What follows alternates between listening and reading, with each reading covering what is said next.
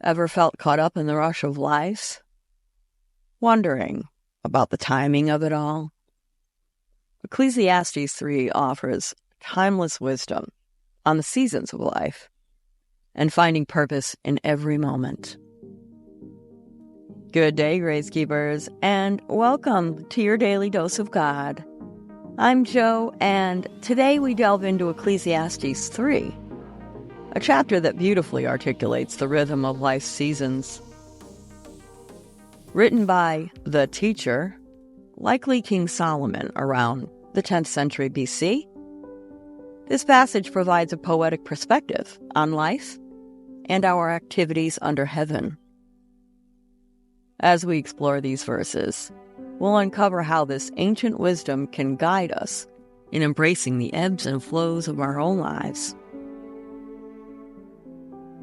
Some of you around my age, or maybe a little older, might actually remember this as a song. But if you want to grab your Bibles, we're going to read Ecclesiastes 3, A Time for Everything. There is a time for everything, and a season for every activity under the heavens. A time to be born, and a time to die. A time to plant, and a time to uproot. A time to kill, and a time to heal. A time to tear down, and a time to build. A time to weep, and a time to laugh. A time to mourn, and a time to dance. A time to scatter stones, and a time to gather them. A time to embrace, and a time to refrain from embracing. A time to search, and a time to give up.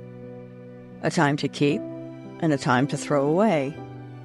A time to tear, and a time to mend. A time to be silent, and a time to speak. A time to love, and a time to hate. A time for war, and a time for peace.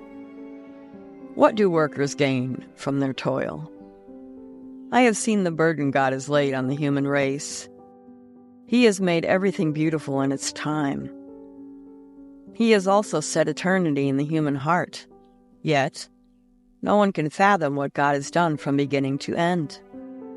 I know that there is nothing better for people than to be happy and to do good while they live. That each of them may eat and drink and find satisfaction in all their toil. This is the gift of God. I know that everything God does will endure forever.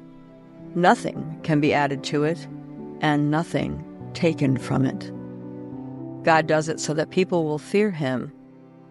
Whatever is has already been, and what will be has been before.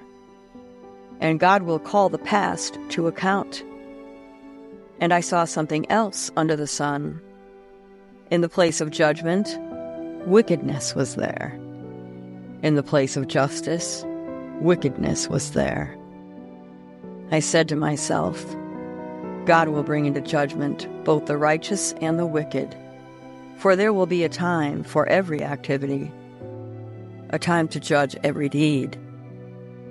I also said to myself, as for humans, God tests them so that they may see that they are like the animals. Surely the fate of human beings is like that of the animals. The same fate awaits them both. As one dies, so dies the other. All have the same breath. Humans have no advantage over animals. Everything is meaningless. All go to the same place. All come from dust, and to dust all return. Who knows if the human spirit rises upward, and if the spirit of the animal goes down into the earth? So I saw that there is nothing better for a person than to enjoy their work, because that is their lot. For who can bring them to see what will happen after them?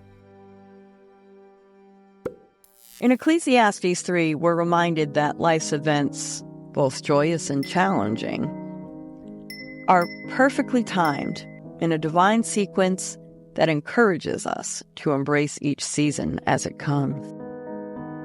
This wisdom invites us to find harmony in life's transitions. understanding that each has its place and time. The passage challenges us to see beyond the temporary and focus on the eternal values that provide true fulfillment. It calls for an active appreciation of the present moment, while also preparing us for the future with wisdom and perspective. Solomon's reflection encourages us to align our lives with the divine plan, ensuring that our actions contribute to lasting values. This approach helps us avoid frustration from the fleeting nature of worldly achievements and find satisfaction in contributions that have enduring impact. Let's recognize the importance of every moment and every season we experience. Each part of life, whether joyous or challenging, holds a purpose in the larger context of our lives. By understanding and accepting this, we can live more meaningfully and with greater peace.